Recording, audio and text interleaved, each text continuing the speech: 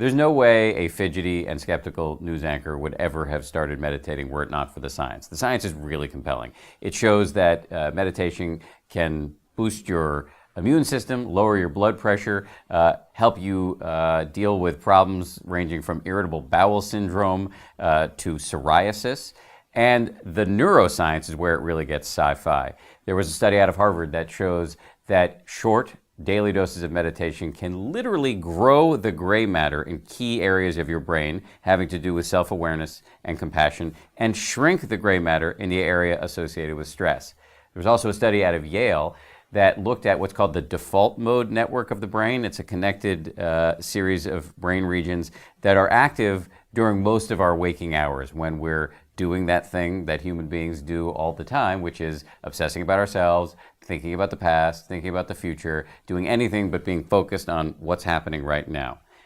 Meditators not only turn off the default mode network of their brain while they're meditating, but even when they're not meditating. In other words, meditators are setting a new default mode. And what's that default mode? They're focused on what's happening right now. In sports, this is called being in the zone. It's nothing mystical. It's not magical. You're not floating off into cosmic ooze. You are just being where you are. The cliche in self-help circles is being in the now. You can use that term if you want, but because it's accurate, it's slightly annoying, but it's accurate. It's more just being focused on what you're doing.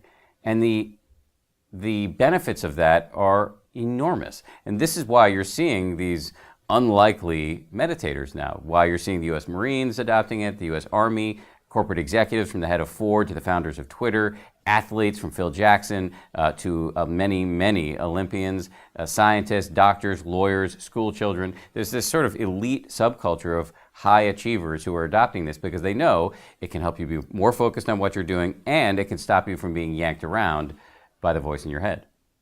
My powers of prognostication are not great. I bought a lot of stock in the company that made Palm Pilot back in 2000, and that didn't go so well for me. But having said that, I'm going to make a prediction. I think we're looking at meditation as the next big public health revolution. In the 1940s, if you told people that you went running, they would say, who's chasing you? Right now, if you tell people you meditate, and I have a lot of experience with telling people this, they're going to look at you like you're a little weird most of the time. That's going to change. Meditation is going to join the pantheon of no-brainers like exercise, brushing your teeth, and taking the meds that your doctor prescribes to you. These are all things that if you don't do, you feel guilty about. And that is where I think we're heading with meditation, because the science is so strongly suggestive that meditation can do really, really great things for your brain and for your body. The common assumption that we have, and it may be subconscious, is that our happiness really depends on external factors. How was our childhood? Have we won the lottery recently? Did we marry well? Did we marry at all? But in fact, meditation suggests that happiness is actually a skill, something you can train just the way you can train your body in the gym. It's a self-generated thing. And that's a really radical notion. It doesn't mean that external circumstances aren't going to impact your happiness. It doesn't mean you're not going to be subject to the vagaries of an impermanent, entropic universe. It just means you are going to be able to navigate this with a little bit more ease.